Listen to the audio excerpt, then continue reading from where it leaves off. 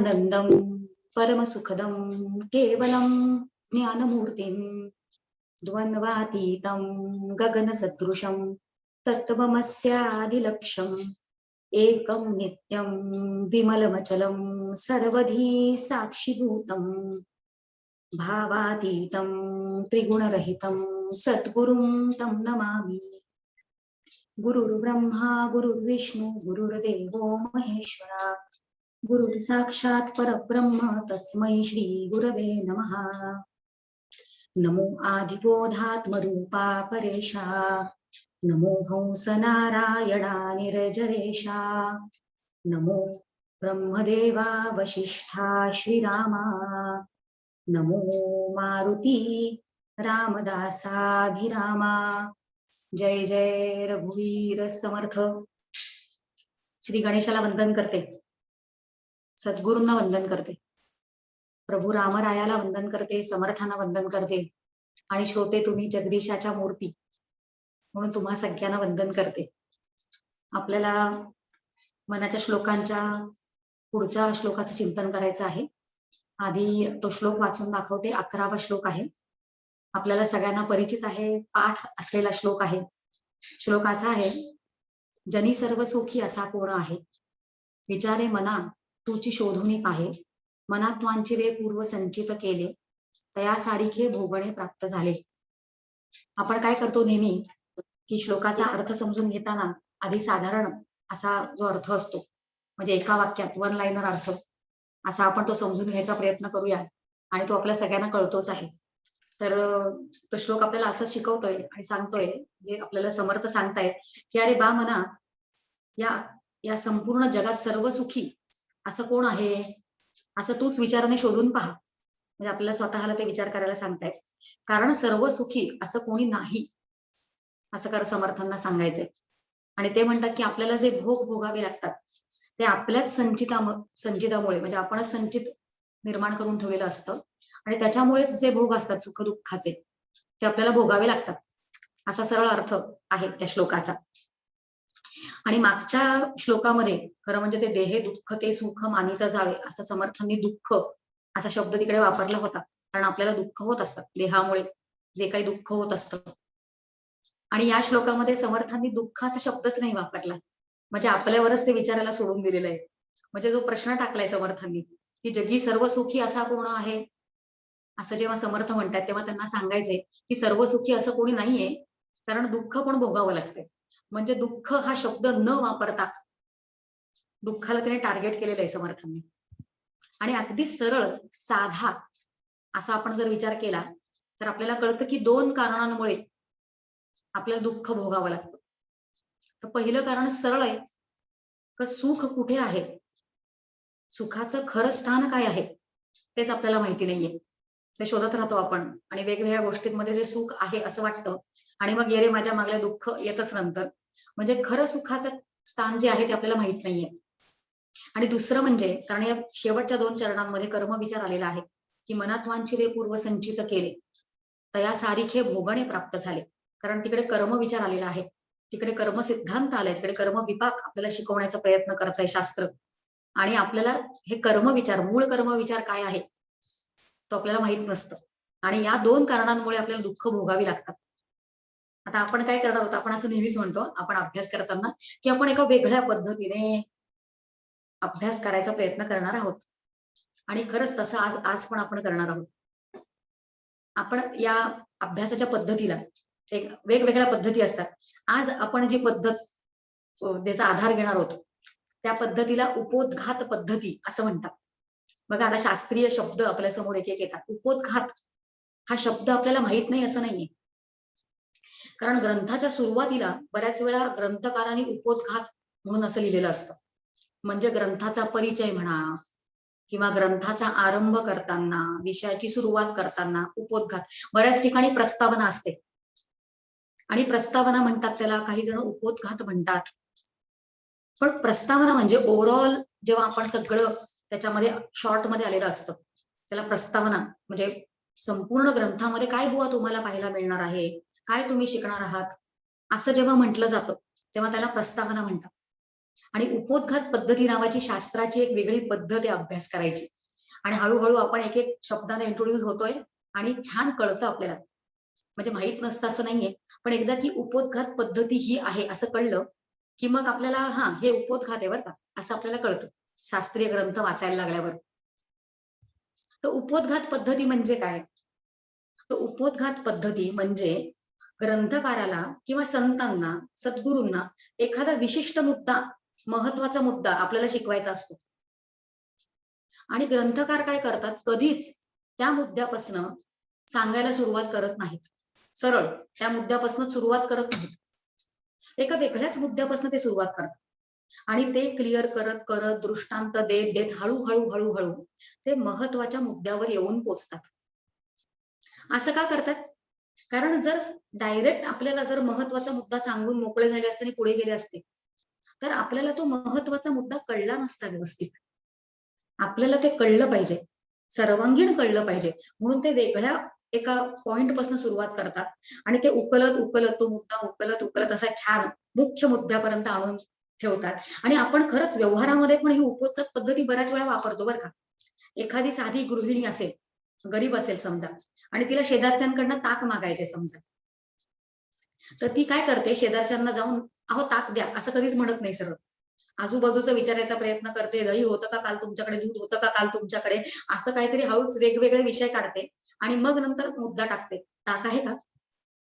तसं. आणि ही उपोद्घात बऱ्याच वेळा आपण ही उपोद्घात पद्धती आपल्या दैनंदिन जीवनात पण वापरत असतो. आणि ग्रंथकार तर बऱ्याच वेळा या उपोद्घात पद्धतीचा आधार घेतात. तर आता आपण हा श्लोक शिकताना काय करणार आहोत, एक महत्वाच्या मुद्द्यावर आपल्याला विचार करायचा आहे खरं म्हणजे. कारण कर्मसिद्धांत जो इकडे सांगितलेला आहे शेवटच्या 2 चरणांमध्ये, तो आपल्याला नवीन नाहीये. म्हणजे मनात वांछिते पूर्वसंचित केले, तू पूर्वसंचित काय केलेलं आहेस त्याप्रमाणे तुला हे भोगणं प्राप्त झालं, हा मुख्य विचार आहे त्याच्यामधला. पण तो विचार सर्वांगीण समजून घ्यायचा आपल्याला प्रयत्न करायचा आहे. म्हणून उपोद्घात पद्धती जी असते अभ्यासाची, त्याचा आपण अवलंब करणार आहोत. आणि सुरुवात करूया उपोद्घात पद्धतीला. आता शास्त्राचा जो मूळ विचार आहे, म्हणजे वेदांत शास्त्राचा मुख्य सिद्धांत काय आहे, अगदी मुळावर घाव घातलेला आहे आपण, अगदी मूळ सिद्धांत या संपूर्ण वेदांत शास्त्राचा काय आहे, तर तो एकच आहे खरं म्हणजे, की जग वास्तविक झालेलंच नाहीये. या अर्थाचा हा मुख्य सिद्धांत अद्वैत तत्वज्ञानाचा आहे. म्हणजे वास्तविक जग झालेलंच नाही. याला काय म्हणतात, ते वेदांत शास्त्री जे आहेत, म्हणजे शास्त्र जे जाणतात, तर ते काय म्हणतात, या वादाला काय म्हणतात, या मताला, वाद म्हणजे मत, या मताला अजातवाद असं म्हणतात. अजातवाद. आता ज्यांना अगदी हे सगळं माहितीये त्यांच्यासाठी आपण हे बोलत नाही आहोत बरं का. ज्यांना हा विचार नवीन असू शकतो त्यांच्यासाठी आपण हळूहळू जातोय. अजातवाद म्हणजे काय, आणि हळूहळू आपण परत आपल्या मूळ श्लोकापर्यंत येणार आहोत. सुरुवात केली म्हणजे एक सरळ घास खाऊ शकलो असतो आपण असा उलटा घास खातोय लांबून. का? कारण 360 डिग्रीज अँगलने विचार करून मग आपण नक्की तो खातोय, की हा जो घास आपण घेतलेला आहे तो नक्की निश्चित आपल्याला काय फळ देऊन जाणार आहे ते आपल्याला कळतंय. म्हणून आपण एक लॉंगकट मेथड अप्लाय करून परत मूळ मुद्द्यावर येणार आहोत. उपोद्घात पद्धती विचार सुरू केलाय, जो मूळ वेदांत शास्त्राचा मुख्य विचार आहे, मुख्य सिद्धांत आहे, की जग झालेलं नाही, त्याला अजातवाद असं म्हणतात. ज म्हणजे जन्म, अज जन्म नाही, ज्याचा जन्म नाही झालं असं हा वाद आहे, असं हे मत आहे, अजातवाद. म्हणजे त्यांना काय म्हणायचंय, की पारमार्थिक ब्रह्मचैतन्याखेरीज बाकीच्या कुठल्याच गोष्टींना अस्तित्वच नाही. बघा आपला अनुभव असा आहे का. म्हणजे वेदांत शास्त्राला हे सांगायचे की तत्वतः जग झालेलंच नाही, पण आपल्याला मात्र ते सगळं भासतंय. म्हणजे आपण द्वैतातच जगतोय. आणि हा सिद्धांत जो आहे तो सामान्य माणसाला पटण्यासारखा नाहीये, कारण तो आपल्या अनुभवाचाच नाही. तर हा जो वेदांत शास्त्राचा जो सिद्धांत आहे ते समजण्यासाठी आपल्याला वेगवेगळ्या प्रक्रिया, म्हणजे परमार्थ शास्त्राने वेगवेगळ्या प्रक्रिया दिलेल्या असतात वेदांत ग्रंथांमध्ये, शास्त्रीय ग्रंथांमध्ये. आणि असे बऱ्याच प्रक्रिया असू शकतात. बऱ्याच प्रक्रिया आहेत. म्हणजे आपण काय करणार आहोत या मनाच्या श्लोकांचा अभ्यास करताना, जिकडे जिकडे जेव्हा जेव्हा आपल्याला शक्य आहे या वेदांत शास्त्राच्या प्रक्रिया आपण घ्यायच्या किंवा लक्षणं आहेत, वेगवेगळ्या पद्धती सांगितलेल्या आहेत अभ्यासाच्या, त्या आपण वेदांत शास्त्राच्या पद्धती आपल्या मनाच्या श्लोकांचा अभ्यास करताना आपण त्याची सांगड लावू शकतो. डॉक्टर काका नेहमी त्यांच्या प्रवचनात असं म्हणतात की नेहमी 2 गोष्टी आपण एकत्र कराव्यात. त्या 2 गोष्टी कुठल्या? तर एक म्हणजे वेदांत शास्त्राचा अभ्यास, म्हणजे शास्त्रीय ग्रंथांचा अभ्यास. पण शास्त्रीय ग्रंथ काय करतात? खट खट खट एका मागोमाग फक्त सिद्धांत सांगत जातात. आणि संत काय करतात? संतांचे ग्रंथ काय करतात? तर ते संतांचे ग्रंथ त्याला सोपं करण्याचा प्रयत्न करतात आणि आपल्यापर्यंत ते आणण्याचा प्रयत्न करतात. म्हणून डॉक्टर काका सांगताना असं म्हणतात की शास्त्रीय ग्रंथांचा अभ्यास आणि संत वाङ्मयाचा अभ्यास एकत्र करावा. कधी हे कधी ते, कधी हे कधी ते, असं करत एकत्र करावा, म्हणजे निश्चित संत काय सांगतायत ते आपल्याला कळतं. म्हणून आता आपण काय करणार आहोत की जेव्हा जेव्हा आपल्याला शक्य आहे मनाच्या श्लोकांचा अभ्यास करताना, तेव्हा तेव्हा एक एक एक एक प्रक्रिया, वेगवेगळ्या प्रक्रिया असतात. म्हणजे एक समानाधिकरण अशी एक प्रक्रिया आहे. म्हणजे मुख्य समानाधिकरण म्हणजे काय, बाद समानाधिकरण म्हणजे काय, म्हणजे हे वाटल्यावर एकदम जार्गन्स वाटतात, बापरे हे काय आहे. आणि एकदा की त्याचा अर्थ कळला की वाटतं अरे हे किती सोपं आहे. किंवा अध्यास असं सांगितलंय, अन्वय व्यतिरेक, अन्वय म्हणजे काय, व्यतिरेक म्हणजे काय, हे असं ऐकलं की आपल्याला एकदम घाबरायला होतं. पण एकदा की त्याचा अर्थ कळला की मग आपण मनाच्या श्लोकांचा अभ्यास करताना ते अप्लाय करू शकतो आणि मग आपल्याला कळतं अच्छा समर्थांनी इकडे आता असं केलंय. त्याची एक मजा वेगळी असते. किंवा अध्यास नावाचा प्रकार सांगितला जातो शास्त्रीय ग्रंथांमध्ये. मग कारणाध्यास म्हणजे काय, कार्याध्यास म्हणजे काय, किंवा लक्षणा तिकडे सांगितलेल्या आहेत. जहल लक्षणा, अजहल लक्षणा, जहदा जहल लक्षणा. घाबरून जायचं काहीच कारण नाही. कारण आपल्याला जिकडे जेव्हा जेव्हा शक्य आहे, जिकडे शक्य आहे तिकडे आपण या लक्षणांचा, प्रक्रियांचा आधार घेऊन मनाचा श्लोकांचा अभ्यास घ्यायचा प्रयत्न करणार आहोत. तसंच आज आपण काय करणार आहोत, उपोद्घात पद्धती जे म्हटलं की वेगळीकडनं सुरुवात करायचं, पण तो मुख्य मुद्दा आहे. तिकडून सुरुवात करत करत एक आपण आधाराला एक प्रक्रिया घेणार आहोत. वेदांत शास्त्राची एक प्रक्रिया घ्यायची आणि त्याच्यामुळे हा श्लोक जो आहे त्या श्लोकापर्यंत यायचं. आणि त्या श्लोकामुळे आपण निश्चित कसा विचार करायचा आहे या श्लोकाकडे बघताना असं आपल्याला एक अँगल आणि व्ह्यू मिळून जाणार, एक आधार मिळणार, मुख्य आधार, की कसं बघायचं या श्लोकाकडे. तर आपण आज अभ्यासाला जी प्रक्रिया घेणार आहोत, आणि त्या प्रक्रियांचा उल्लेख केला वेदांत शास्त्रातल्या प्रक्रिया, त्या थोड्याशा क्लिष्ट वाटू शकतात. जसं मागच्या वेळेला आपण जीव ही संकल्पना समजून घ्यायचा प्रयत्न केला, समजेपर्यंत ते अवघड वाटतं, म्हणजे कळेल त्याच्या आधी. पण एकदा कळलं की ते सोपं असतं आणि सगळ्या शास्त्रीय ग्रंथांमध्ये तसंच उल्लेख आलेला असतो, कुठेच कन्फ्युजन नाहीये. समर्थांच्या सगळ्या वाङ्मयांमध्ये तसंच जीव तसाच येतो कुठल्याही ग्रंथामध्ये. मग आपल्याला किती आधार मिळाला बरं, आपल्याला जीव कळल्यामुळे. सगळीकडे जेव्हा जेव्हा जीव वाचणार आहोत तेव्हा आपल्याला कळणार आहे. तसं आपण आज काय करणार आहोत, तर आज आपण अध्यारोप आणि अपवाद नावाची एक प्रक्रिया जी आहे ती आपण समजून घ्यायचा प्रयत्न करणार आहोत. ज्यांना माहिती आहे अध्यारोप म्हणजे काय आणि अपवाद म्हणजे काय, त्यांना पुढचं सांगायची गरज नाहीये. पण ज्यांना गरज आहे किंवा आपल्या बुद्धीवर अजून ते ठसलेलं नाहीये, हा प्रक्रिया माहिती, अध्यारोप म्हणजे काय आणि अपवाद म्हणजे काय, त्या शब्दांचे अर्थ माहितीये, पण ते बुद्धीवर ठसणं जे असतं ते राहून गेलेलं असतं. आणि ते ठसवण्यासाठी आपण सखोल पद्धतीने ही प्रक्रिया जाणून घ्यायचा प्रयत्न करणार आहोत. अध्यारोप म्हणजे काय, की तत्वतः हे जग झालेलं नाहीये, म्हणजे जग झालं आहे असा आरोप झालेला आहे, त्याला अध्यारोप असं म्हणतात. आणि अपवाद म्हणजे जे सत्य आहे, जिकडे वाद असूच शकत नाही, जे फक्त सत्य आहे आहे आणि आहे, पारमार्थिक सत्य म्हणजे ब्रह्मचैतन्य म्हणजे सत, जे कायमस्वरूपी अखंड आहे, त्याला म्हणतात अपवाद. आता या अध्यारोप अपवादाचा काय संबंध आहे आपल्या श्लोकाशी, ते आपल्याला हळूहळू हळू जसं आपण उकलायला लागू, उपोद्घात हळूहळू तिथपर्यंत जाईल, तोपर्यंत ते आपल्याला कळणार आहे. कारण हे जे वेदांत शास्त्राचं जे सांगणं आहे अध्यारोपाचं, हे सगळ्या संतांना तेच सांगायचं की गृहीत धरलेला आहे अध्यारोप, आणि सगळ्या संतांनी गृहीत धरून आपलं संपूर्ण वाङ्मय मांडलेलं आहे. फक्त आपलं त्या गोष्टीकडे लक्षच जात नाही. जे ते सगळं सांगतायत हे सगळं खरं समजतो आपण, म्हणून अगदी सुरुवातीला वेदांत शास्त्राचा अभ्यास करतो तेव्हा अध्यारोप आणि अपवाद ही प्रक्रिया व्यवस्थितपणे जाणणं फार महत्वाचं आहे. कारण सगळ्या संतांचं पण तेच सांगणे. समर्थ म्हणतात दासबोधामध्ये की अगाजे झालेच नाही, आपण घेतला हा विचार आधी, की अगाजे झालेच नाही त्याची वार्ता पुससी काही, तथापि सांगो जेणे काही संशय नुदे.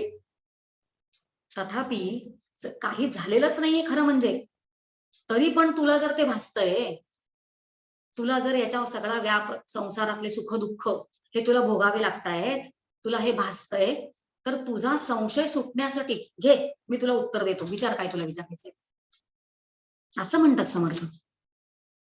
आत्मारामासारख्या ग्रंथामध्ये पहिल्याच श्लोकामध्ये समर्थ म्हणतात, म्हणजे आत्माराम या ग्रंथाचा अधिकारी किती पुढचा आहे. कारण पहिल्याच श्लोकामध्ये समर्थ असं म्हणतात की जयाचा लटिका आळ आला, म्हणजे ते ब्रह्म झालेलंच नाही. आपण अपवाद आणि अध्यारोप या विषयाला धरूनच सगळं चाललंय बरं का आपलं.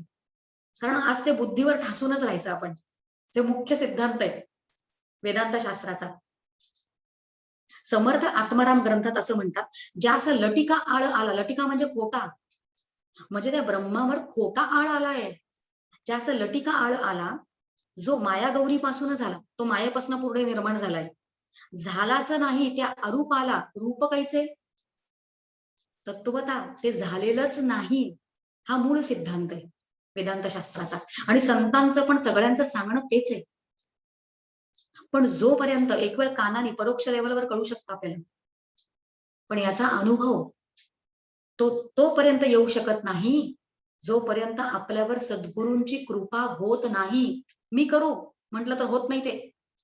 ते सद्गुरूंची आवरण दोष काढणं हे वेदांत शास्त्राने सांगून ठेवलेले, एक घडी बसवलेली आहे, आणि ती अतिशय उत्तम आणि निर्दोष अशी घडी आहे.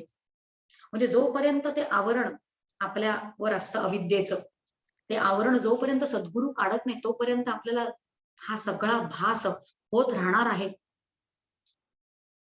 अतिशय सुंदर ओवी ज्ञानेश्वरी मधली आहे, अतिशय प्रसिद्ध ओवी पण आहे. ती ओवी इतकी सुंदर आहे. ज्ञानेश्वर माऊली असं म्हणतात, मावळवीत विश्वाभासू, मावळवीत विश्वाभासू, नवल उदयाला चंडांशू, अद्वयात जिनी विकासू वंदू आता. काय सुंदर ओवी आहे माहितीये ही. ज्ञानेश्वर महाराज असं म्हणतात, मावळवीत विश्वाभासू, नवल उदयाला चंडांशू. चंडांशू म्हणजे प्रखर किरण ज्याला असतात, असा जो ग्रह आहे, प्रखर किरण, प्रचंड किरण किंवा तेज असलेला असा जो ग्रह, तो म्हणजे सूर्य. म्हणजे चंडांशू म्हणजे अर्थात सूर्य. पण इथे म्हणजे हा सूर्य उदयाला आला, असं दुसऱ्या चरणामध्ये नवल उदयाला चंडांशू असं ज्ञानेश्वर माऊली म्हणतात. पण त्याला इकडे म्हणजे नवल म्हटलेलं आहे, त्या सूर्याला, सूर्याच्या प्रखर तेजाला किंवा किरणांना नवल म्हटलेलं आहे. का? कारण हा साधा सूर्य जो उदयाला येतो लौकिकातला तसा नाहीये. कारण लौकिकातला जेव्हा सूर्य उजेडाला येतो, सकाळी येतो, तो उदयाला जेव्हा येतो, तेव्हा हे सगळं विश्व जे असतं ते आधी अंधारात असतं आणि ते आपल्याला विश्व भासायला लागतं. पण हा सूर्य जो आहे म्हणजे सद्गुरूंचा बोधरूपी, ज्ञानरूपी जो प्रखर सूर्य आहे, उजेड आहे, त्याला नवल म्हटलंय कारण तो सद्गुरूंच्या मुळे उदयाला आलेला आहे. आणि असा सूर्य जेव्हा उदयाला येतो तेव्हा पहिल्या चरणात काय म्हणतात, मावळवीत विश्वाभासू. म्हणजे हा सूर्य जेव्हा उदयाला येतो तेव्हा विश्वाचा भास, विश्वाचा आभास हा जो आपल्याला भासत असतो तो मावळतो. काय सुंदर सांगणं आहे आपल्या संतांचं. खरंच आपण फक्त पटपट पारायण करतो आणि जे मुख्य सांगायचंय, कारण हा विश्वाचा भास आहे, तो जोपर्यंत मावळत नाही तोपर्यंत, म्हणजे जोपर्यंत द्वैताचे ज्ञान मावळत नाही तोपर्यंत अद्वैताचा विकास, अद्वैताच्या ज्ञानाचा विकास आपला होत नाही.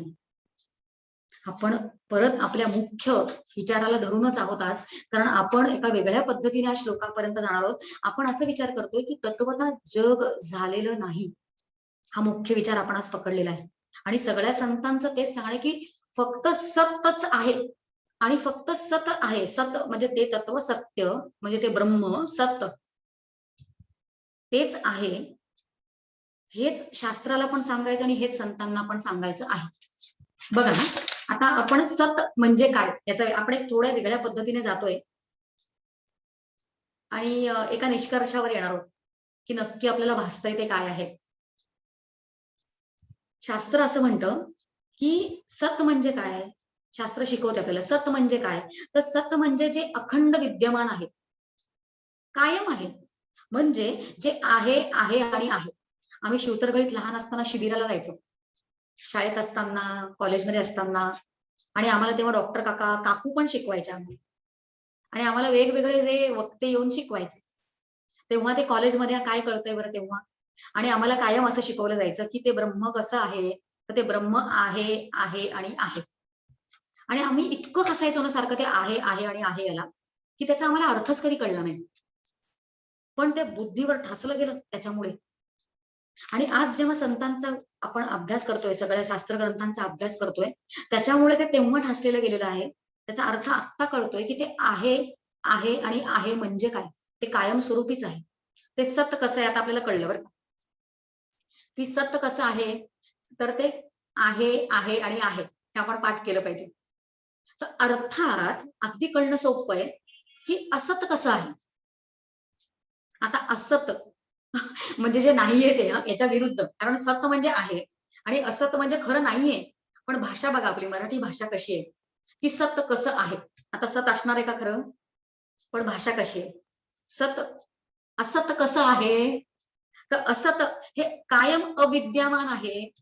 जर सत कायम विद्यमान आहे, तर असत ते कायम विद्यमान नाही, म्हणजे अविद्यमान आहे असं आपण म्हणूया, किंवा विद्यमान नाही ते असत. परत परत त्याच्याबद्दल बोलायचंय, कारण बुद्धीवर ठासायचंय आपल्याला. कारण ज्या प्रमाणात हे सगळं खरं आहे, हे सारखा मारा होतोय, त्या प्रमाणात हे खरं नाही असा माराच होत नाही आपल्या बुद्धीवर. तो होण्यासाठी हा सगळा विचार चाललाय. म्हणजे सत कसं आहे, सत आत्म्यासारखं आणि ब्रह्मासारखं कायम आहे.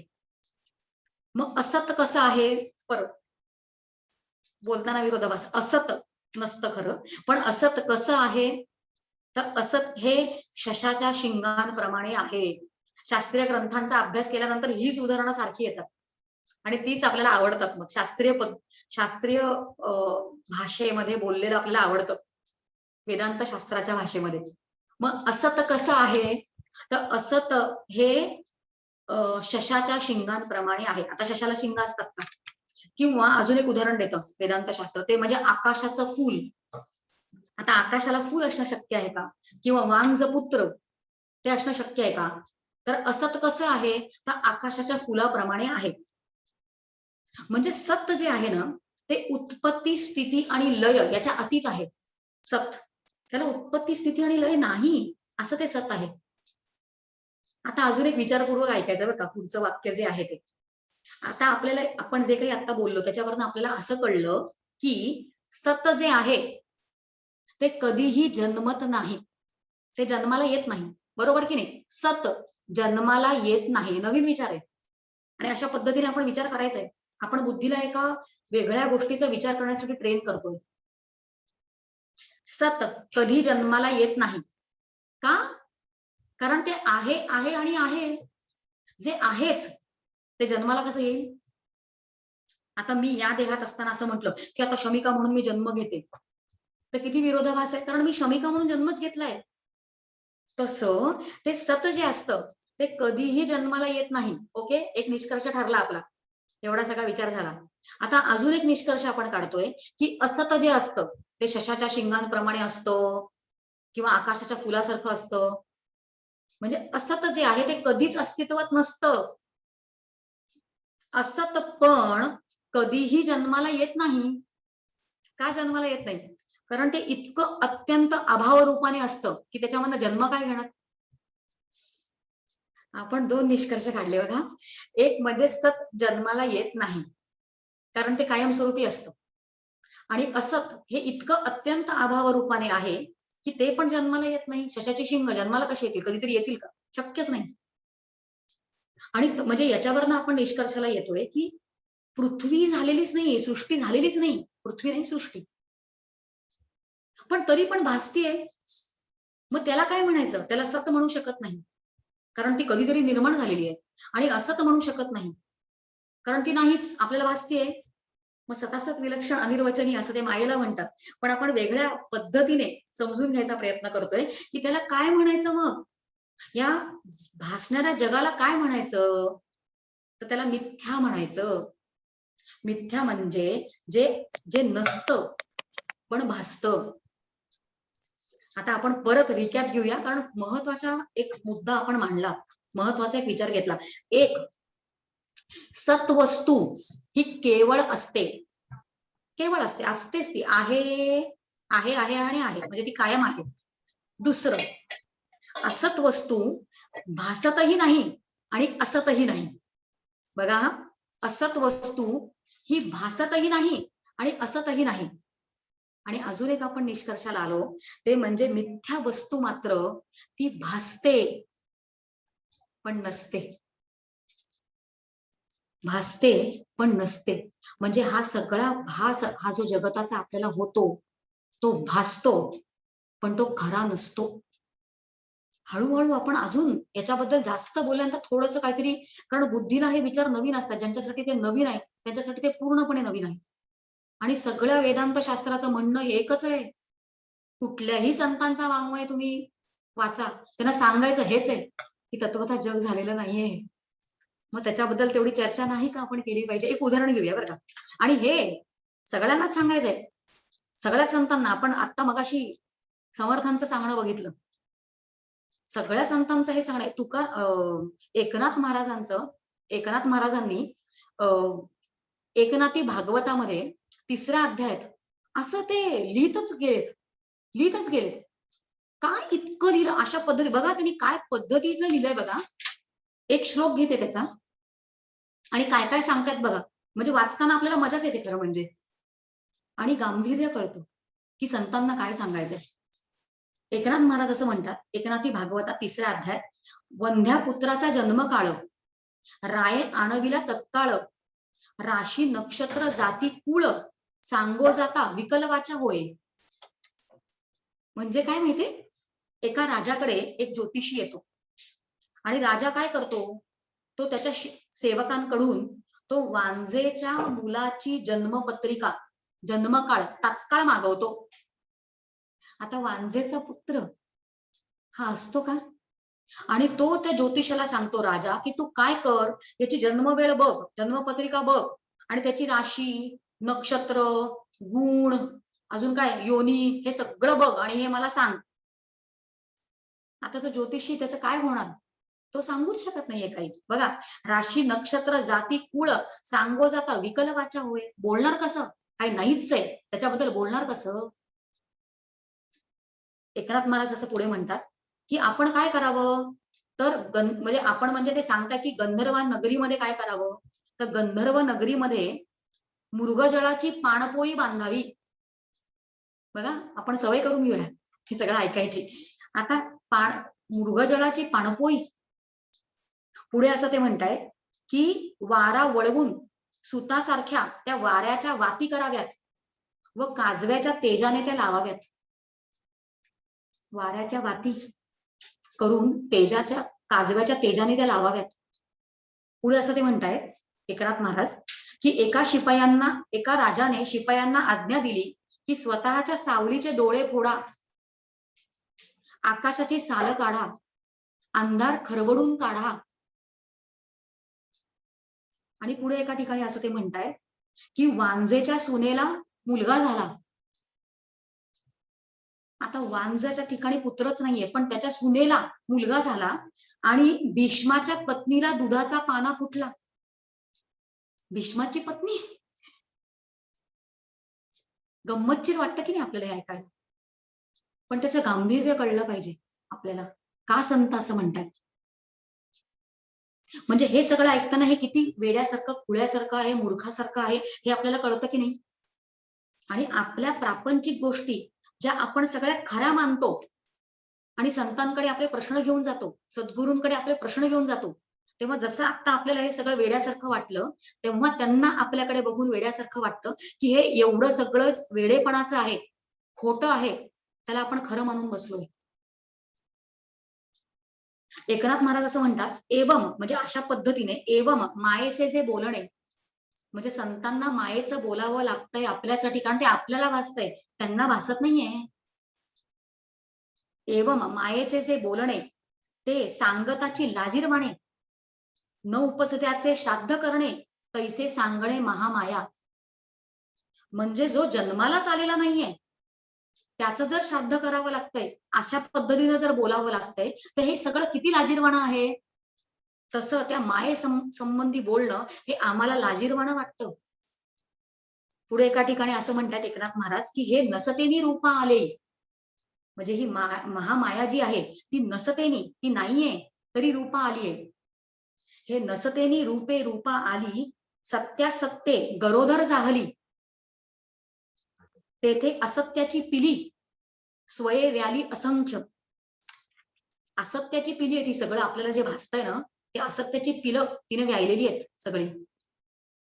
हे अशा पद्धतीने आपल्या बुद्धीवर मारा झाल्याशिवाय हे सगळं भासणारं जे जग आहे, जे आपण सगळं खरं मानून चाललोय, कारण तिकडे कर्मविचार आलाय. आपल्या श्लोकामध्ये कर्मविचार आलाय की असं करा, तसं करू नका. मग हे सगळं खोटच आहे. मग कशाला सांगितलंय? गोंधळ होऊ नये. आपण जेव्हा कर्मविचार करतो, आतापर्यंत वेगवेगळ्या श्लोकामध्ये मन म्हणजे काय, बुद्धी म्हणजे काय, सगळ्याचे डेफिनेशन दिले आपण. मग तो काय सगळा प्रकार खोटा होता?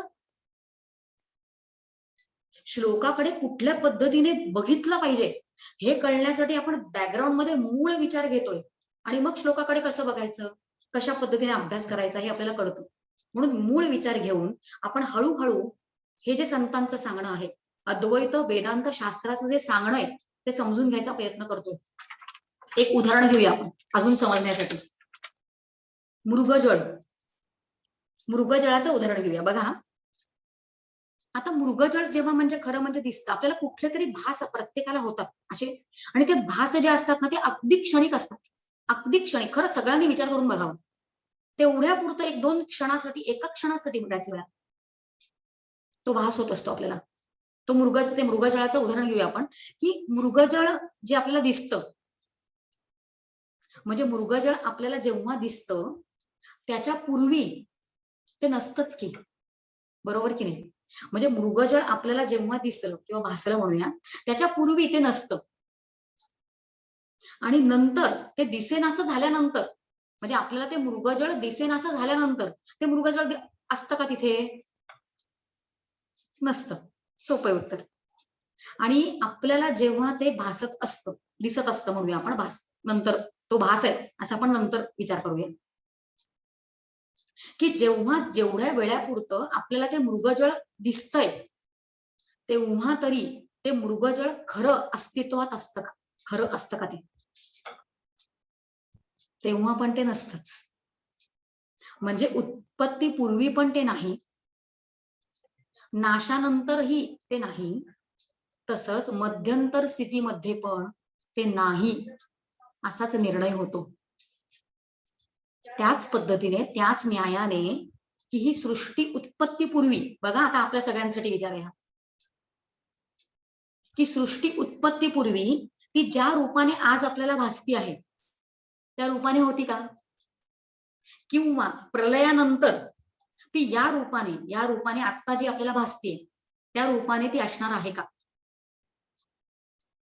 त्याच न्यायाने ती या रूपात मध्यंतरकाली पण, मध्यकाली जेव्हा ती आपल्याला भासतीये, ती नाहीच आहे, असा निष्कर्ष निघतो.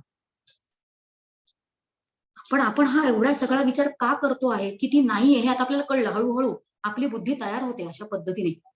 जेव्हा वरचेवर आपण अशा पद्धतीचं ऐकायला लागू, जेव्हा संत आपल्याला शिकवतायत हे आपल्याला कळायला लागतं, की आपल्याला परोक्ष लेवलवर हे कळेल, परोक्ष, की हा म्हणजे जोपर्यंत बोलतोय, जे शिकवलंय तेवढं कळतंय, पण अनुभव नाहीये. अपरोक्ष असा अनुभव आपल्याला त्याचा नाहीये, परोक्ष लेवलवर कळतंय सगळं. मग कसं, म्हणजे जगाला सत्य मानल्याखेरीज आपण कसं काय त्या निष्कर्षावर येणार किंवा अनुभव घेणार की हे जग नाहीच आहे. बघा, म्हणजे काय, आपण नसलेल्या जगाला सत्य मानायचं का? जे नाहीच आहे त्याला सत्य मानायचं नाही. आता आपल्याला तोडगा शोधायचा आहे, आपल्याला उपाय शोधायचा, आणि हा उपाय पण वेदांत शास्त्रानेच दिलेला आहे. अतिशय अतिशय छान पद्धतीने समाधान केलेलं आहे. आपण अध्यारोप आणि अपवाद या प्रक्रियेचा अभ्यास करत आहोत, आणि हे सगळं आरोपित आहे. अध्यारोप म्हणजे आरोप, आणि सत्य, अपवाद म्हणजे काय, सत्य. ते ब्रह्म सत्य आहे हे समजण्यासाठी आपण उपोद्घात पद्धतीने एक विचार चालू केलेला आहे, ज्याच्यामुळे आपल्याला आपला श्लोक कळणार आहे की कुठल्या अँगलने आपण बघायचं. परत आपण धागा पकडलाय आपल्या मूळ विषयाचा. समाधान जे वेदांत शास्त्राने केलेलं आहे ते शास्त्राच्या बाजूने, बरं का, शास्त्र सांगतंय, आपल्या बाजूने नाही. आपण अज्ञानी आहोत. शास्त्राच्या बाजूने आपण थोडंसं जाऊया आणि शास्त्राने त्याचा उपाय, तोडगा कसा दिलाय हे समजण्याचा प्रयत्न करूया. शास्त्र असं म्हणतं, वेदांत शास्त्र, की कल्पना करा. कल्पना करा. तर कल्पनाच करायची तर काही पण कल्पना करायची. तर आता कल्पना करायला सांगितली आपल्याला की जग सत्य आहे हा मूढांचा अनुभव त्यांनी गृहीत धरलाय, की कल्पना केली. ठीक आहे, हे तुमच्यासाठी मूढांचा अनुभव. एक बारीक बारीक धागा गेला ना आपल्याला, बारीक विचार करणं, की जग सत्य आहे हा मूढांचा अनुभव वेदांत शास्त्राने गृहीत धरला. म्हणजे एक गोष्ट आपल्याला कळली, बारीक अशी गोष्ट कळली, की ज्यांना ज्यांना जग सत्य वाचतंय ते मूढ आहेत. ठीक आहे, गृहीत धरलं.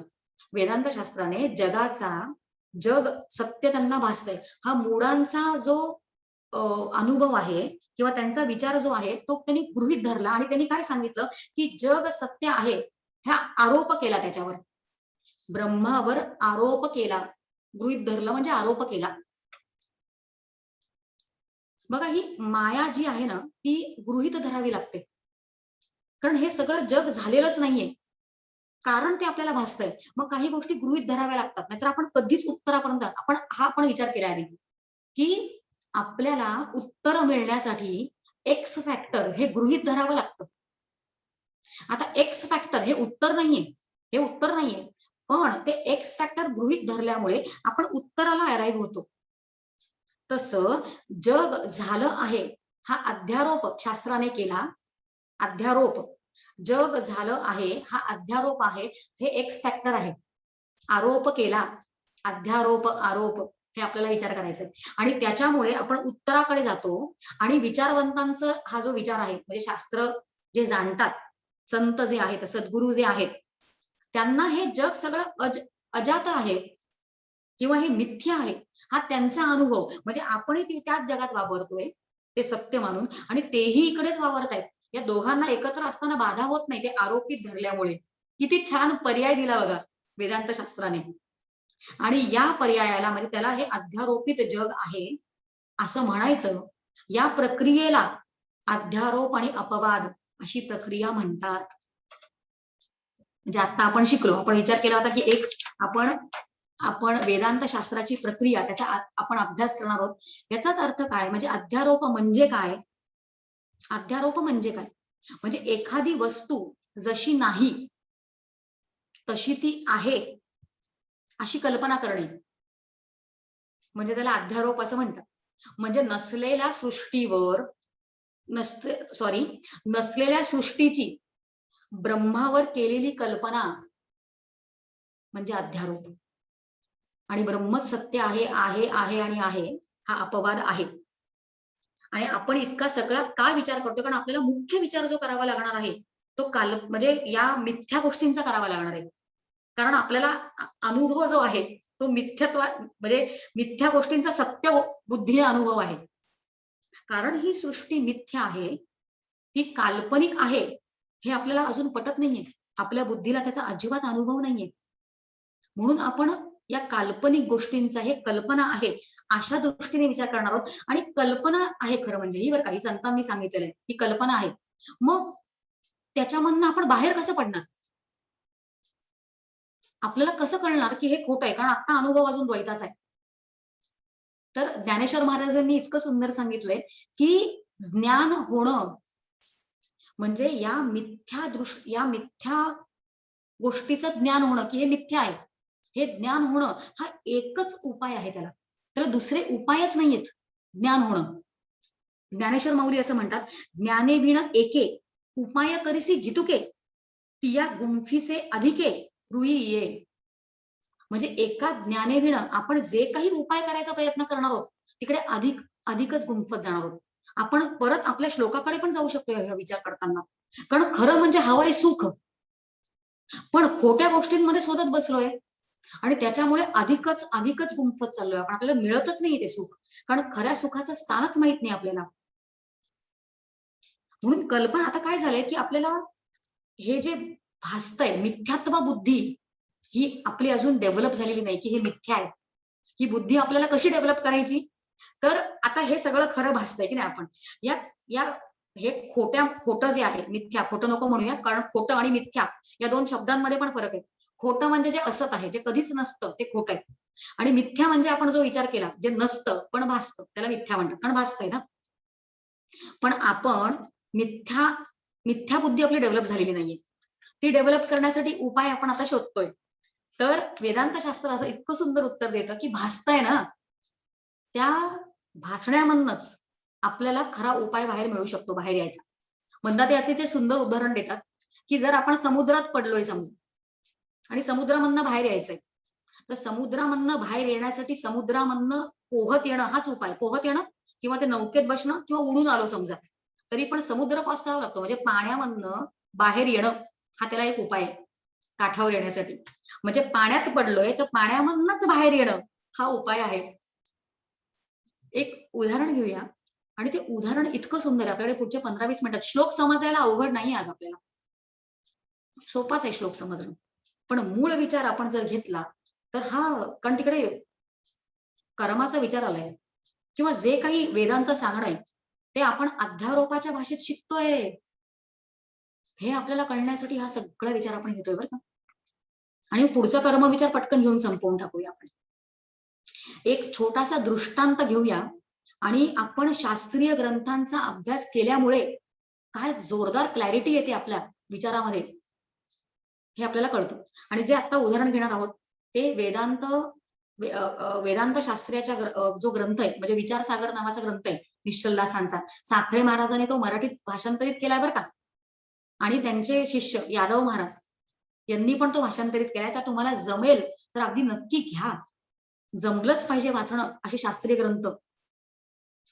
तर त्या ग्रंथामधलं एक आपण उदाहरण घेणार आहोत. दृष्टांत इतका सुंदर आहे आणि पटकन हे पाण्यामध्ये पडलो असू तर पाण्यामधनच बाहेर यावं लागतं, म्हणजे पाण्यातलाच उपाय शोधावा लागतो हे समजण्यासाठी. म्हणजे मिथ्या सगळं भासतंय ना, तर मिथ्या गोष्टी भासण्यामध्ये मिथ्या गोष्टीच आपल्याला मदत करणार आहेत बाहेर येण्यासाठी, असा त्याचा विचार आहे. दृष्टांत इतका सुंदर आहे. दृष्टांत एका राजाचा आहे. विचारसागरामध्ये येतो. एक राजा असतो आणि तो राजा अतिशय काय म्हणतात त्याला, संपन्नता, भरपूर पैसे आणि राज्य विस्तारित असतं. अतिशय पराक्रमी असा तो राजा आहे. संपन्नता पण खूप आहे, खूप संपत्ती आहे, सगळं आहे त्याच्याकडे. आता तो काय करत असतो, तो जेव्हा झोपायला जात असतो रात्री, तर त्याचा पलंग केवढा मोठा असणार, तो राजेशाही सगळा त्याचा थाट. तर तो झोपताना पण एक काळजी, दिवसभर तर काळजी घेतच असतो, पण झोपताना पण एक तो काळजी घेत असतो की तो जो जिकडे झोपत असतो तिकडे बाहेर, त्याच्या त्या खोलीच्या बाहेर, त्याच्या महलाच्या बाहेर तो वैद्य रात्रभर तिकडे ठेवत असतो. वैद्य, डॉक्टर्स. म्हणजे जर मला रात्री काही झालं, दिवसा तर ठीक असतातच वैद्य, पण रात्री अचानक काही झालं माझ्या शरीराला तर त्यांनी मला अटेंड केलं पाहिजे. म्हणून रात्रभर तिकडे वैद्य जागे असणार हा झोपताना, आणि त्याच्या थोडस बाहेर सैनिक. म्हणजे जर कोणी हल्ला केला माझ्या राज्यावर तर मी हरलो नाही पाहिजे तेव्हा, म्हणून रात्रभर हा झोपताना सैनिक पण तिकडे जागणार रात्रभर. अशा थाटात तो रात्री झोपत असतो. आणि जो दृष्टांत येतो त्याच्यामध्ये हे जे विचारसागर ज्यांनी ग्रंथ लिहिला ते असं म्हणतायत की एके रात्री तो जेव्हा झोपायला जातो, एके दिवशी एके रात्री तो जेव्हा झोपायला जातो तेव्हा त्याला आता झोपेमध्ये स्वप्न पडतं. बघा काय सुंदर उदाहरण आहे. त्याला स्वप्न पडतं आणि त्या स्वप्नामध्ये तो एक दरिद्री माणूस आहे. म्हणजे वास्तविक तो कोण आहे, अतिशय संपन्न राजा आहे, सगळं आहे त्याच्याकडे, आणि स्वप्नामध्ये तो दरिद्री आहे आणि तो एका जंगलामध्ये हरवतो. आणि एकटाच आहे आणि श्वापद वगैरे सगळे त्या जंगलामध्ये असतात आणि इतकं हैराण होतो ते उन्हात चालताना. त्याला रणरण फिरावं लागतं सगळीकडे त्या जंगलात रानात. आणि लांबून त्याला एक कोल्हा दिसतो येताना आणि तो घाबरतो की कोल्हा आता येऊन मला चावेल. आणि त्याला जे वाटतं तेच होतं. तो येतो लांबून, तो कोल्हा येतो, स्वप्नामध्ये चाललंय हे सगळं. आणि तो कोल्हा येतो आणि येऊन त्याच्या पायाचा चावा घेतो आणि इतक्या जोरदार चावा घेतो की ते रक्तबंबाळ व्हायला लागतो, त्याचा पाय रक्त सगळं व्हायला लागतं पायामधनं. आता खरं म्हणजे गंमत विचार करा, तो ओरडतोय तिकडे, आक्रोश करतोय, स्वप्नात आक्रोश करतोय. आता तो जे काही ओरडतोय तिकडे वास्तविक बाहेर ते वैद्य बसलेत तिकडे, किंवा ते सैनिक पण आहेत. ते सैनिक असताना शस्त्र घेऊन उभे आहेत.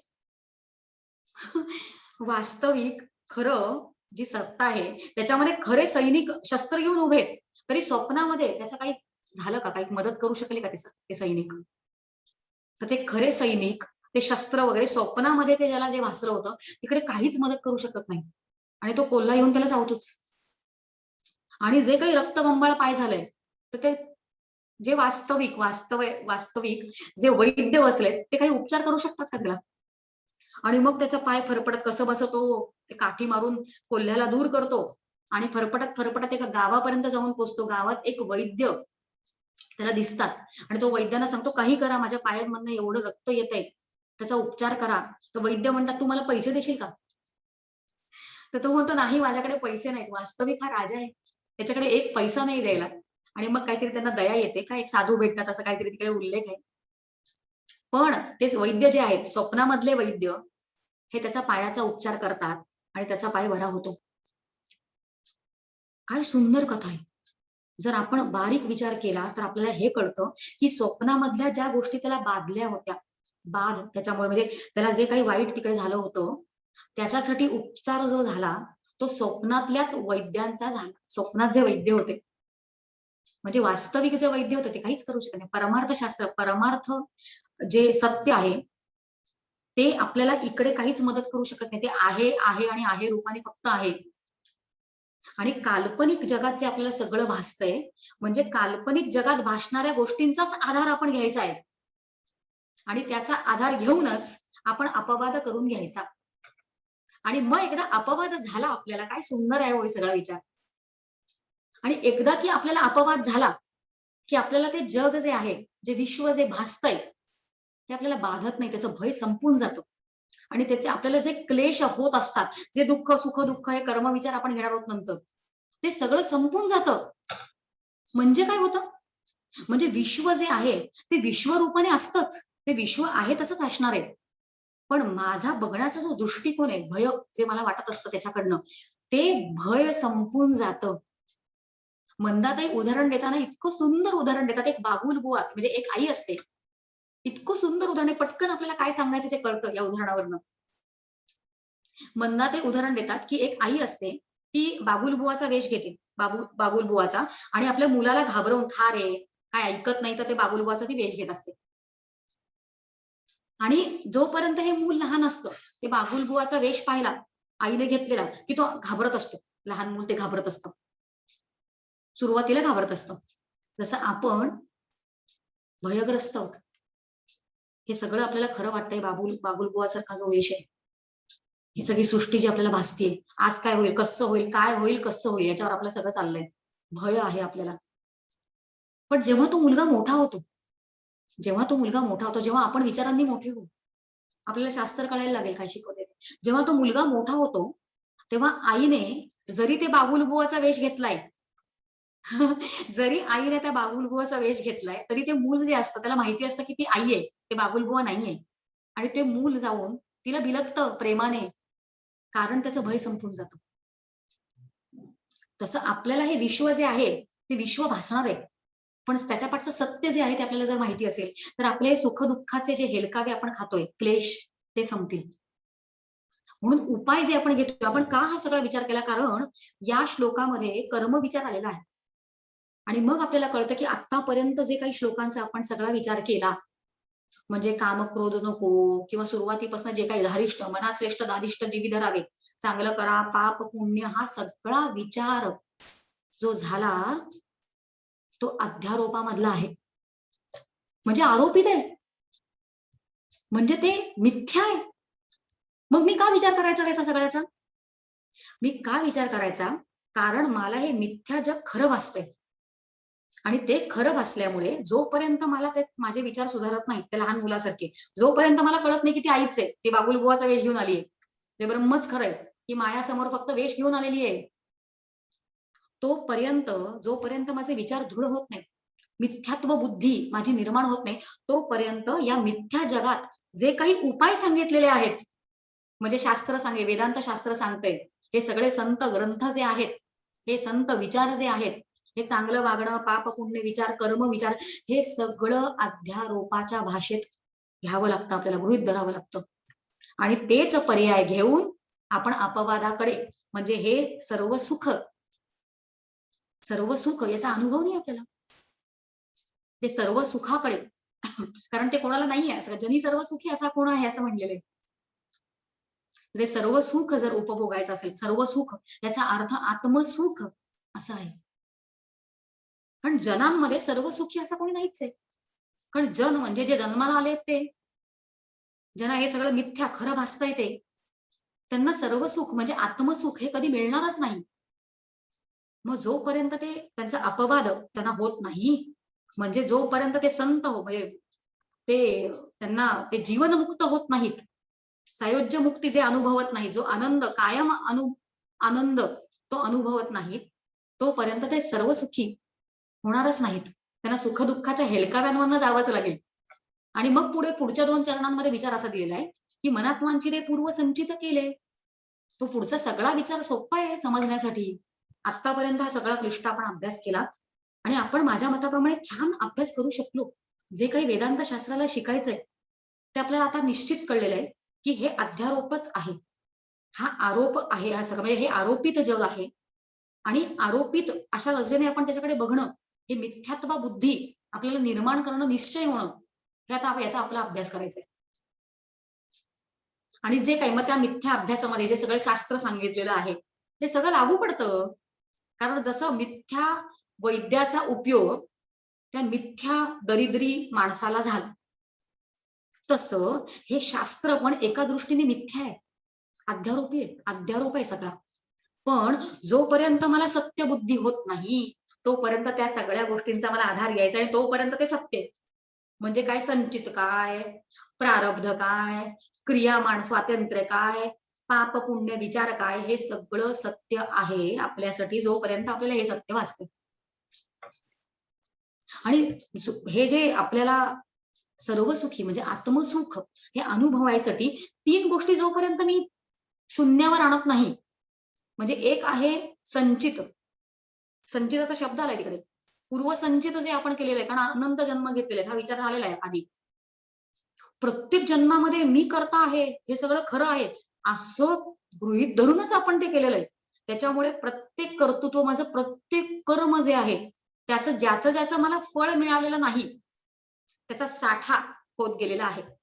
त्याचा संचय ते सगळं साठलेलं आहे आणि त्याला संचित कर्म जे अजून मला फळ त्याचं भोगायचंय, त्याला संचित कर्म असं म्हणतात. आणि त्या संचित कर्मामधूनच मी उचलून प्रारब्ध म्हणून माझा भोगण्यासाठी मी आयुष्यात आणते. आणि त्याची अपरिहार्यता इकडे समर्थ सांगतायत, की जे संचित तू निर्माण केलेलं आहेस, ते जोपर्यंत तू पूर्ण भोगत नाहीस, तोपर्यंत तुला इथून सुटका नाहीये. भोग असा शब्द वापरलाय, त्याच्यामध्ये सुख दुःख दोघांचे भोग असतील, म्हणजे ते पण आपल्याला संपवायचंय. आणि अजून एक गोष्ट, आपण फक्त मनुष्य म्हणून जन्माला आलो म्हणून आपल्याला ती जी मिळालेली आहे, त्याला क्रियामान स्वातंत्र्य कर्म, क्रिया करण्याचं स्वातंत्र्य.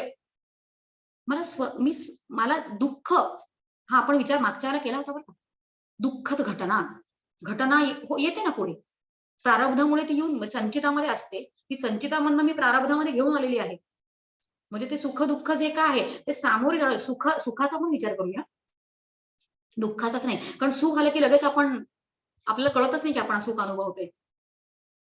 कारण सुख जवापाडे आणि दुःख पर्वता एवढे, असं तुकाराम महाराज म्हणतात. कारण सुख अनुभवतोय हे कळतच नाही, कारण ते आपण स्वाभाविक तेच आपण आहोत खरं सुखरूप. आणि दुःख मात्र थोडंसं जरी असलं तरी ते बोचतं, कारण ते आपलं स्वरूप नाहीये. दुःख नको असतं आपल्याला. सुख असो किंवा दुःख असो हे सगळं भोगून संपवायचं आहे. आणि हे जरी दोन्ही पुढे आलं तरी जर मी क्रियामान स्वातंत्र्याचा विचार केला की मला सुखाकडे पण त्याच पद्धतीने घटना म्हणून बघायचे आहे आणि दुःखाकडे पण घटना म्हणूनच बघायचे आहे. अशा आणि कर्तृत्व न घेता, फळाची अपेक्षा न करता जर मी क्रियामान स्वातंत्र्य जे मला आहे, अशा पद्धतीने जर मी क्रिया करत गेले, तर त्याच्यामुळे माझं संचित कर्म जे आहे ते ज्ञानरूपी म्हणजे सद्गुरूंच्या मुळे जेव्हा मला ज्ञान होईल, तेव्हा ज्ञानाग्नीने ते संचित पूर्ण भस्म होऊन जाईल आणि प्रारब्ध मात्र मला संपूर्णच भोगायचं आहे. आणि क्रियामानचं मी नवीन उत्पन्नच करत नाहीये. आणि अशा पद्धतीने जर आपण असं वागलो आपण, तर आपण जे सर्व सुख खरं म्हणजे जे कोणालाच अनुभवता येत नाही, ते आपण अनुभवू शकू. कारण बऱ्याच वेळा असं होतं ना, की आपल्या जीवनात हे असं का होतंय हे आपल्याला कळत नसतं. कर्माचा पूर्ण विचार एक वेगळं आपण स्वतंत्र सत्रच घेऊ शकतो, कर्माचा विचार करण्यासाठी. कारण कर्माबद्दल कर्मणो गहनो गती, त्याची गती कशी आहे ते माहित नाही आपल्याला. आणि आता आपण एकदा एक्सेप्ट केले, की बाबा हे सगळं सत्य आहे. कारण याच्यामधनं सुटण्यासाठी वेदांत शास्त्राने मांडून ठेवलेलं आहे सगळं. मग हे सगळं गृहीत धरायचं, की हां, हे आपण केलं पाहिजे. हे संचितामधनं मी जे आणलंय प्रारब्ध म्हणून, ते मला भोगून संपवलं पाहिजेच आहे. हे सत्य, हे माझ्यासाठी खरं. हे गृहीत धरायचं. पण त्याचा आपल्याला अर्थ नाही कळत, की हे माझ्या बाबतीतच असं का होतंय? आणि मग आपण जेव्हा शास्त्राचा विचार करतो, तेव्हा आपला एक्सेप्टन्स वाढतो, की हे मीच करून ठेवलेलं कर्म आहे. कारण या जन्मी केलंय किंवा अनंत जन्मी कुठलं तरी आधी केलेलं आहे ते मला माहित नाही. जेव्हा शास्त्र मला कळायला लागतं, तेव्हा माझ्याच मुळे जर मला दुःख भोगावं लागतंय, असं जेव्हा मला कळतं, तेव्हा माझी एक्सेप्टेबिलिटी लगेच येते. कारण दुसऱ्यांवर बोट दाखवायला आपण नेहमी येतो, तुझ्यामुळे माझं असं झालं. पण माझ्या बाबतीत असं का झालं? हे मुख्य विचार एक बघा, एक विनोबा भावे जे आहेत, विनोबांनी एक गीतेवर त्यांची प्रवचन आहेत, भगवद्गीतेवर. आणि ती प्रवचनांबद्दल त्यांनी इतकं सुंदर त्याच्यामध्ये लिहिलं. त्याच्यामध्ये एक ते दृष्टांत असा देतात, की एक जज असतो आणि अतिशय सज्जन जज असतो. कोर्टामध्ये काम करत असतो. आता सज्जन जज हे असतं का? अस्तित्वात ते माहित नाही. पण विनोबांनी उदाहरण देताना असं म्हटले, की एक सज्जन जज असतो आणि कोर्टामध्ये त्याच्या समोर एक केस येते आणि एक अपराधी समोर येतो. त्याच्यावर असा हे असतो, की त्यांनी एक खून केलेला आहे, असा आरोप असतो त्या अपराधीवर. आणि तो अपराधी जो असतो, तो अतिशय श्रीमंत असतो आणि पैसे भरून म्हणजे खरं म्हणजे त्याच्या बाजूने त्याच्या सगळे विरुद्ध त्यांनी खून नाही केला आहे, असे सगळे पुरावे त्यांनी मिळवलेले असतात. पैसे सारलेले असतात आणि त्यामुळे आणि पुरावाच नसेल, तर कोर्ट प्रूव्ह कसं करणार? पण कोर्टाला आपण अंधळे म्हणतो बघा, कारण पट्टी बांधलेली असते. जे पुरावे समोर येतात, त्याच्यानेच न्याय दिला जातो. आणि हा जो अपराधी असतो, गुन्हा केला आहे असं त्याच्यावर आरोप असतो. त्याच्यावर अपराध त्यांनी केला आहे, असं नाही प्रूव्ह होऊ शकत कोर्टात. आणि तो सुटतो. पैसे चारल्यामुळे त्याच्या ओळखी असतात मोठमोठ्या लोकांच्या. त्या ओळखींमुळे तो सुटतो.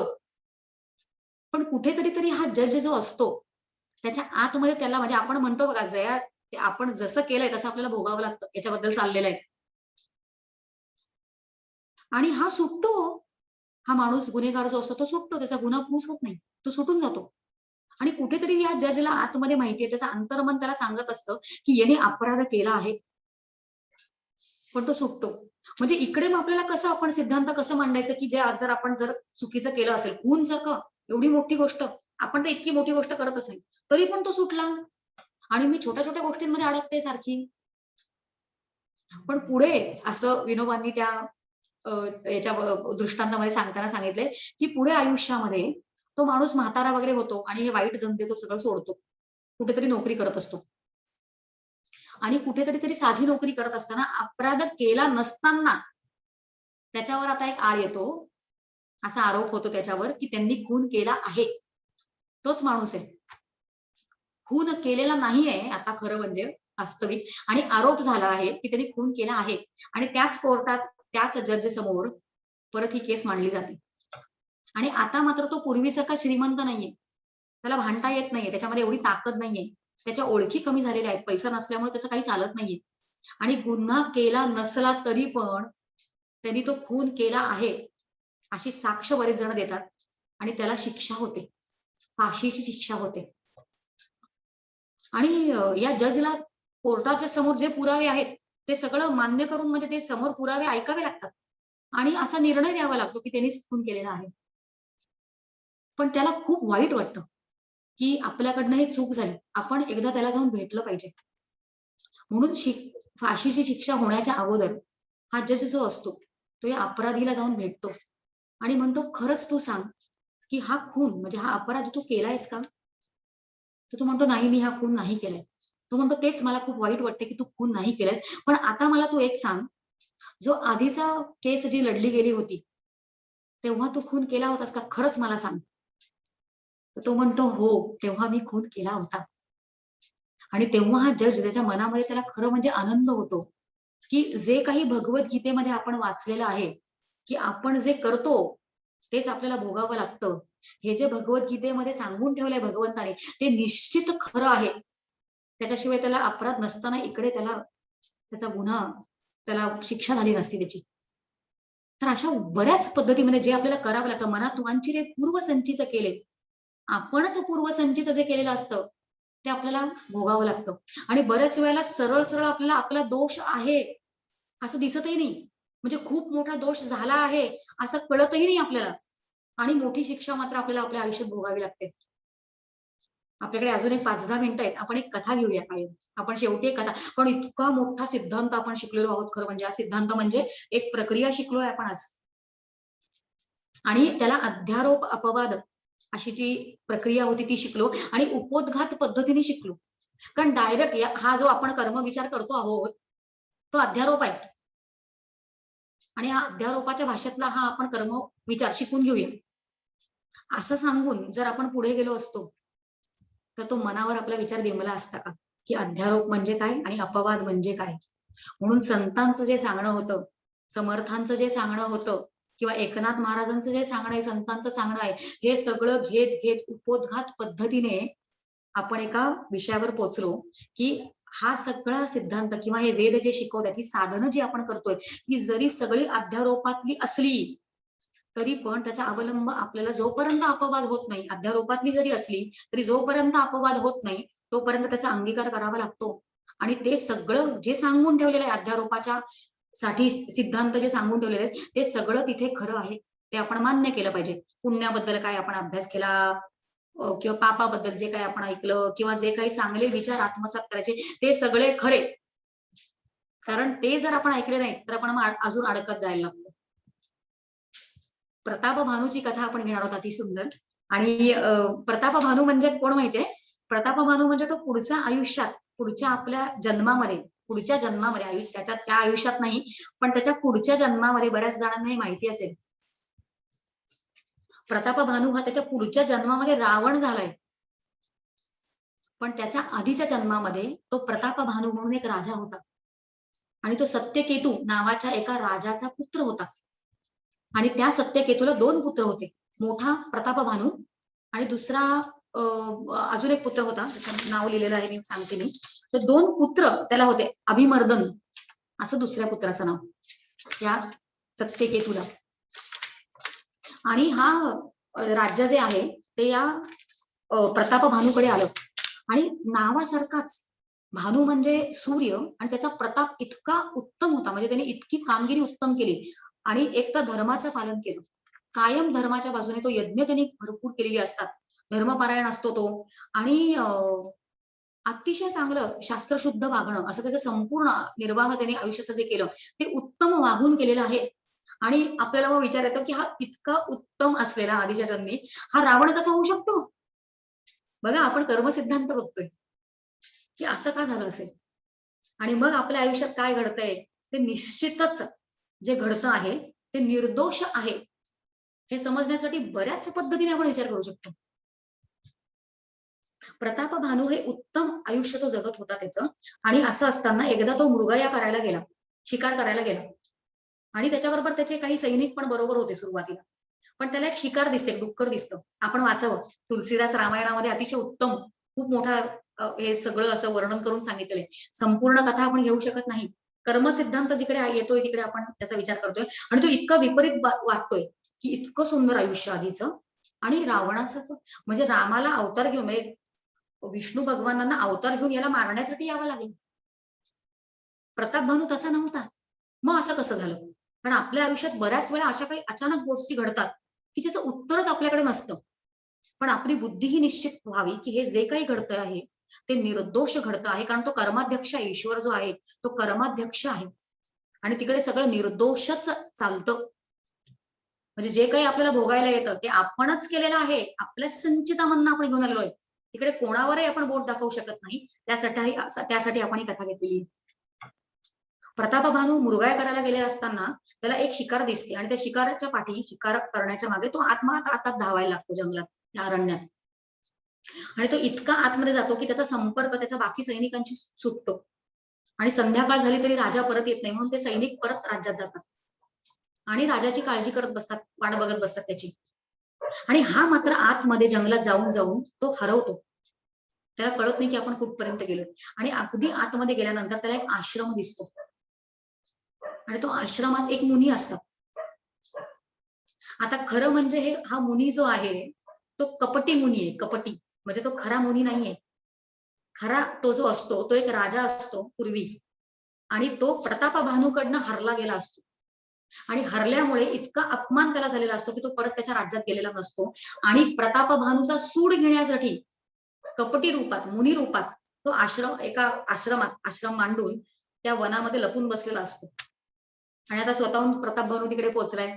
बघा, आपलं जे काही घडतं की नाही त्याच्या आधीचा जन्म जर आपण घेतला असता प्रतापभानूचा, की ते जे काही घडलेलं असतं ते सगळं व्यवस्थितच घडतंय, बरोबर आपल्याला आपलं नशीब तिथपर्यंत घेऊन जातं. आता जेव्हा या कपटी मुनीच्या संपर्कात हा येतो तर तो मुनीला बघून अतिशय इम्प्रेस होऊन जातो की इतक्या अरण्यात आतमध्ये एकांतवास. तो त्याची काय काय कथा सांगतो बरं का, संपूर्ण कथा घेऊ शकत नाहीये. पण याला भेटायच्या अगोदर, या कपटी मुनीला भेटायच्या अगोदर प्रतापभानू एकदा पण कधीही हारला नसतो. कधीच हारला नाही, कारण त्याचा पराक्रमच असा आहे प्रतापभानूचा. आणि त्याला बघून हा कपटी मुनी म्हणतोय की तू एक काम कर, तू आज इथेच रात्री थांब. म्हणजे कधीच हारला नाहीये, म्हणजे आपण कधीच हरू शकत नाही असा सिद्धांत नाही बरं का. पण इकडे काही आपण जे काही कर्म केले आधी त्याप्रमाणे सगळं इकडे घडत असतं. आणि व्यंग पहा कसा आहे त्याच्यामध्ये, की प्रताप भानू, भानू म्हणजे सूर्य. त्याचा सूर्य जो आहे तो अस्ताला गेलेला आहे असं तो कपटी मुनी सांगतोय की आता अस्ताला गेलाय ना तर तू पण इथे थांब, जेणेकरून तुझा प्रताप पण तो जाईल अस्ताला. आणि खरंच तसं होतं. रात्री बोलण्यामध्ये तो कपटी मुनी त्याला इतकं अडकवतो की तो गयावया करून, म्हणजे प्रतापभानू की कपटी मुनीला तो मुनी म्हणतोय, त्याचं नाव काहीतरी त्याला सांगितलेलं असतं. एकतनू असं नाव सांगितलेलं असतं. एकतनू असं तो खोटं सांगतो. म्हणजे एकच तनू, ही तनू मला जी मिळालेली आहे, जेव्हा सृष्टी निर्माण झाली तेव्हापासून मी याच तनूमध्ये आहे, याच शरीरात आहे, असं खोटी त्या कपटी मुनीने त्याला सांगितलेलं असतं. आणि त्याला अगदी खरं वाटतं, बापरे हा खरंच असा आहे. आणि अगदी गयावया करत, पाया पडत प्रतापभानू त्याला म्हणतो की तूच माझं हित जाणतोस. बघा, आपण बऱ्याच वेळा नकळतपणे चुका करून बसतो. आपण शहानिशाच करत नाही की आपण जे वागतोय ते योग्य आहे का. आणि ते कपटी मुनीच्या पूर्ण वशामध्ये हा आलेला असतो. म्हणजे गयावया करायचं मुनींचं ठीक आहे, कोणाची गयावया करतोय हे महत्वाचं आहे. कारण गयावया की तुम्हीच माझं हित जाणता, अशा पद्धतीने नारद मुनी पण भगवान विष्णूंना म्हणलेले आहेत. पण ते सांगणं काय आणि इकडे कोणाची आपण मदत मागतोय, हित माझं सांगा हे कोणाला सांगतोय, हे फार महत्वाचं आहे. इकडे त्याची चूक झालेली आहे. खरं म्हणजे दोष डायरेक्ट जो दोष नाहीये, पण अशा पद्धतीने चुका आपल्या आयुष्यात. म्हणून सतर्क असणं किती महत्वाचं आहे. आणि मग तो मुनी त्याला सांगतो की तू एक काम कर, तुझ्या राज्यात परत जा आणि 1 लक्ष ब्राह्मण भोजन घाल. कारण तुला जर कोणी हरवू शकलं त्याच्या पुढे तू हरणारच नाहीस. पण ब्राह्मणांचा शाप जर तुला मिळाला तर तू हरशील. तर त्यांना तू बोलव आणि त्यांना जेवायला लागल आणि त्यांना खुश कर. आणि ते सगळं जेवण जे आहे ते मी बनवतो, म्हणजे तू सेफ आहेस. आणि तो जे काही बोलतो ते सगळं खरं आहे असं वाटतं. आणि हा कपटी मुनी काय करतो, तर ते सगळं पक्वान्न बनवतो, खूप पक्वान्न बनवतो, पण सगळ्यामध्ये ते मांस घालतो. आणि ते मांस घालायच्या अगोदर, ते खायच्या अगोदरच त्या सगळ्या ब्राह्मणांनी, 1 लक्ष ब्राह्मणांनी त्याला शाप दिला आहे. आणि अशा हा शाप मिळून काय होतं की हा प्रतापभानू त्या शापामुळे की तू राक्षस कुळात जन्माला येशील, असा हा एवढ्या 1 लक्ष ब्राह्मणांचा शाप त्याला मिळाल्यामुळे तो हा प्रतापभानू पुढे रावण झालाय. आणि अभिमर्दन हा त्याचा जो भाऊ असतो तो कुंभकर्ण झालाय. आणि त्याचा मंत्री जो आहे तो अतिशय सज्जन आणि चांगला असतो, तो पुढे विभीषण झाला, अशी ती कथा आहे. पण आपण ही कथा का घेतली, की बऱ्याच वेळा चुकीच्या गोष्टी आपल्या नकळत घडत असतात आणि ज्या चांगल्या गोष्टी पण ज्या घडतात त्याचं सगळ्याचं कर्तृत्व आपण घेतो. आणि एकदा की सगळ्या गोष्टींचं कर्तृत्व आपण घ्यायला लागलो की त्याचा सगळ्याचा संचय व्हायला लागतो.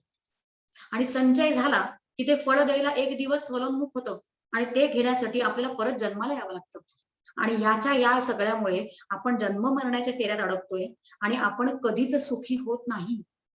कारण सर्व सुख म्हणजे आत्मसुख काय आहे हे आपल्याला अनुभवताच येत नाही. एक छोटी अगदी खरं म्हणजे वेळ संपतोय, पण 2 दिवसापूर्वीच एक डॉक्टर काकांकडनं एक उपदेश ऐकला आणि तो उपदेश किती सुंदर आहे. पटकन आपल्याला शिकता येते का बघा, अगदी पटकन आपण तो उपदेश, कारण 1.25 तासानंतर आपल्याला ऐकता येत नाही खरं जास्त. पण एक अगदी 2 मिनिटात सांगते, की परवा डॉक्टर काकांशी बोलताना एक असं त्यांनी सांगितलं, की प्रत्येक जीवाला बघा काय संतांचं सांगणं किती सुंदर असतं बघा. आणि उगाच आपण गोंधळून नाही जायचं. म्हणजे ते आपल्याला गोंधळवत नाहीत, की तुम्ही काय करताय, मूर्खपणा आहे, संन्यास घ्या, असं म्हणत नाहीयेत. तुम्ही जे करत आहात तेच उत्तम करा आणि ते उत्तम करताना भान ठेवा. हे संतांचं सांगणं आहे. संन्यास घ्या असं म्हणत नाहीत. संन्यस्त वृत्तीने राहा असं मात्र म्हणते. डॉक्टर काकांचा उपदेश बघा काय होता छान. ते असं म्हणतात, की प्रत्येक जीवाला बघा किती सुंदर उपदेश आहे. प्रत्येक जीवाला 4 प्रकारची सुख भोगण्याचा अधिकार आहे. सुखाबद्दलचा विचार, जगी सर्व सुखी असा कोण आहे, म्हणजे सर्व सुखी असं जनांमध्ये कोणीच नाही असं ते म्हणतायत. आणि सर्व सुख म्हणजे आत्मसुख असं जर अनुभवायचं असेल तर जनांमध्ये जन म्हणजे फक्त जन म्हणून न राहता आपण जीवनमुक्त असं झालं पाहिजे. जेव्हा आपल्याला अपवाद होईल तेव्हा आपण तसे होऊ. डॉक्टर काका असं म्हणतात, की 4 प्रकारची सुख भोगण्याचा सगळ्या जीवांना अधिकार आहे. त्याच्यामधलं पहिलं आहे शरीर सुख. उपभोगा. छान एखादी गोष्ट, छान एसी मध्ये बसलोय, छान एखादी गोष्ट करतोय, अनुभवतोय, एका टेकडीवर गेलोय, छान वारं आलं, बरं वाटतंय देहाला, घ्या. त्याच्यामध्ये काहीतरी गफलत करून बसायची नाही, की मी पारमार्थिक विचार करते म्हणजे मी हे सुख भोगू शकत नाही, अजिबात नाही. छान. म्हणजे पहिलं जे आहे ते शरीर सुख घ्या, सुख भोगा. दुसरं भावनिक सुख. बऱ्याच वेळा आपली भावनिक काही गोष्ट गुंतवणूक असते कुठेतरी, उपभोगा, कारण ते आपल्यासाठीच आहे असं म्हणतायत ते. तिसरं बौद्धिक सुख. बौद्धिक सुख म्हणजे एखादी गोष्ट कुठली तरी कळली की नाही आपल्याला, की आनंद होतो. न कळणं, न जाणणं याच्यामध्ये बेचैन होतो आपण. आणि जाणलं, एखादा शास्त्रीय ग्रंथ वाचला, एखादं छान ऐकलं, साधी गोष्ट WhatsApp मध्ये हल्ली काहीतरी व्हिडिओ देतात आणि आपल्याला कळतं नवीन, भोगा. कळतं आपल्याला तिकडे नवीन नवीन गोष्टी पद्धतीने कळतं. बौद्धिक सुख म्हणजे एक आहे शरीर सुख, दुसरं आहे भावनिक सुख, तिसरं आहे बौद्धिक सुख आणि चौथं आहे आत्मिक सुख. हे सगळं मिळण्याचा अधिकार एका प्रत्येक जीवाला आहे. फक्त डॉक्टर काकांनी सांगताना सांगितलं, की हे सुरुवातीचे 3 सुख जे आहेत ते भोगताना त्याचा स्रोत काय आहे, स्रोत काय आहे, मुख्य स्रोत काय आहे त्याचा विचार करायचा आहे. तो त्याचा मुख्य सोर्स कुठून येत आहे आणि त्याचा जर आपण विचार केला तर आपण परत आत्मसुखापर्यंतच जातो. कारण आत्मा तो आहे, तो सत चित आनंद आहे, ते आनंद रूप आहे, आनंद घन आहे, तो सत आहे, म्हणजे जाणणं तिकडे आहे. आणि सत म्हणजे आहे आहे आहे रूपाने आहेच आहे. म्हणजे हे 3 सुख भोगताना भोगा, पण त्याचा मूळ मूळ जे आहे, सोर्स त्याचा काय आहे त्याचा जर विचार केला तर ते आत्मसुखापर्यंतच जातं. आणि असा जर आपण विचार केला तर जगी सर्व सुखी असा कोण आहे असं ते सर्वसामान्य जनांना सांगतायत. तर आपण सर्वसामान्य जनांमधनं बाहेर येऊन आपण आत्मसुख भोगण्यासाठी तयार होऊन जातो. इतकाच विचार घेऊया आता. आणि आता या श्लोकाचं चिंतन इकडे आपण थांबवूया. जय जय रघुवीर समर्थ.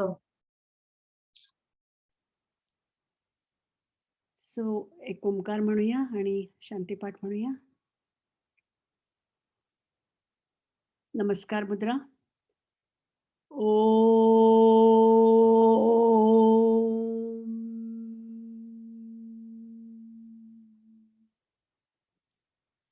पूर्णमद पूर्णमिदं पूर्णात् पूर्णमुदच्यते पूर्णस्य पूर्णमादाय पूर्णमेवावशिष्यते. ॐ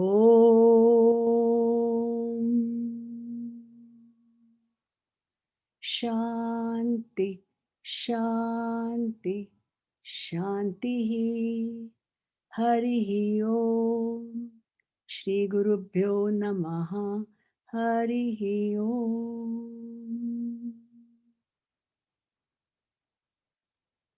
नेत्रमर्दन हाताचे एकमेकावर घर्षण करून डोळ्यावर ठेवूया. हरि ओम तत्सत हरि ओम तत्सत हरि ओम तत्सत.